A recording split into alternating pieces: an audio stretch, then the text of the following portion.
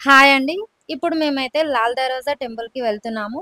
ఇక్కడ ఈ టెంపుల్ చత్రినాకలో పోతలింగన్న దేవాలయం ఉంది. ఇక్కడ దర్శనం చేసుకొని లాల్ దర్వాజా సింహవాహిని మహంకాళి టెంపుల్ దగ్గరికి వచ్చాము. ఇక్కడ మేము వచ్చినప్పుడు చాలామంది బోనాలతో వచ్చారు. ఇక్కడికి బీజేపీ నేత అయిన మాధవిలత గారు కూడా వచ్చారు.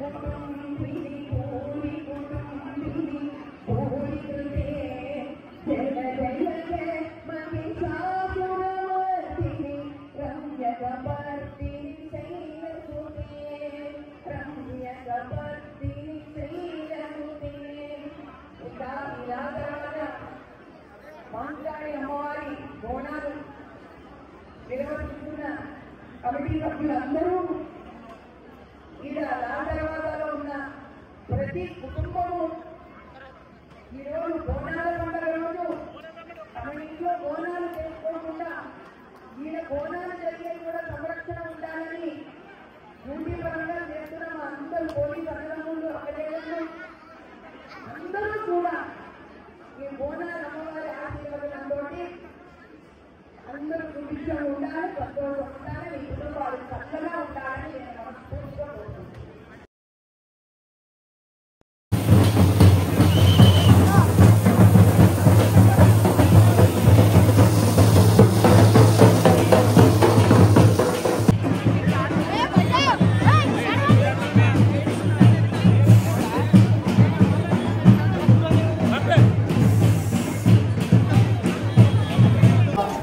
మంచిగా ఈ ప్రోగ్రాము విన్యాసాలకు ప్రభావాలు రేపు జరిగే ఘటాలు రాష్ట్ర చరిత్రకే ఒక పెద్ద ఘటన.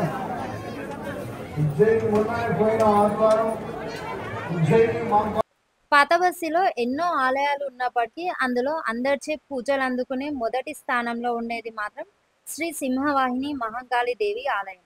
లాల్ దర్వాజా తెలంగాణ రాష్ట్ర రాజధాని హైదరాబాద్లో ఒక పాత చివారు ప్రాంతం.